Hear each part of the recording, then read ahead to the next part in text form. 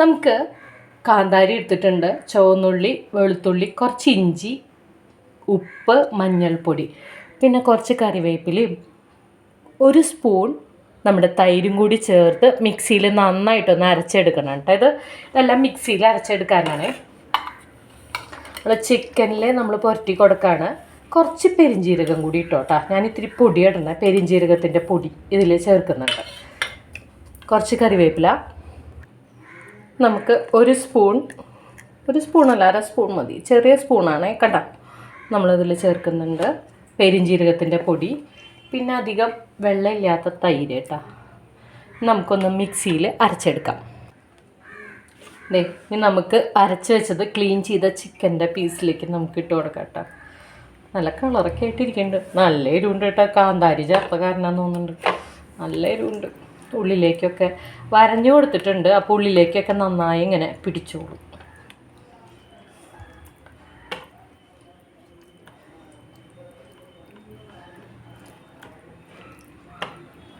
നമുക്ക് കുറച്ച് നേരം വെക്കേണ്ട, എന്നാലും അതൊക്കെ നന്നായി പിടിക്കുള്ളൂ. ഇറച്ചിയിലേ കുറച്ച് നേരം ഒന്ന് റെസ്റ്റ് ചെയ്യാൻ വെക്കാം. ഫ്രൈ പാൻ വെച്ചിട്ടുണ്ട്. അതിലേക്ക് കുറച്ച് എണ്ണ ഒഴിച്ചു കൊടുക്കാം കേട്ടോ. വളരെ കുറച്ച് മതിയേ. ഫ്രൈ എന്ന് പറഞ്ഞാൽ നമ്മൾ ഷാലോ ഫ്രൈ ആണ് ചെയ്യണേ. നന്നായിട്ടൊന്ന് ചൂടാവട്ടെ കേട്ടോ. കണ്ട ചൂടായിട്ടുണ്ട്. ഇതിലേക്ക് നമ്മൾ മസാല വെട്ടി വെച്ചിരിക്കുന്ന നമ്മുടെ ചിക്കൻ ഉണ്ടല്ലോ, അതിലേക്ക് ഇങ്ങനെ ഇട്ട് കൊടുക്കാം.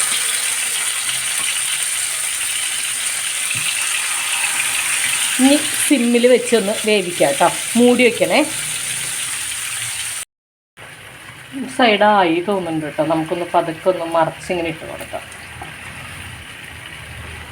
വേണ്ട, എല്ലാം നമുക്കതുപോലെ മറച്ചിട്ട് കൊടുക്കാം കേട്ടോ.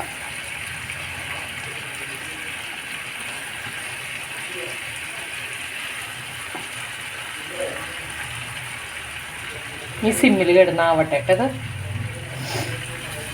സ്മെല്ലൊക്കെ വരുന്നുണ്ട്. എരിവുണ്ടെന്ന് തോന്നുന്നുണ്ട്. കാന്താരി അല്ലേ.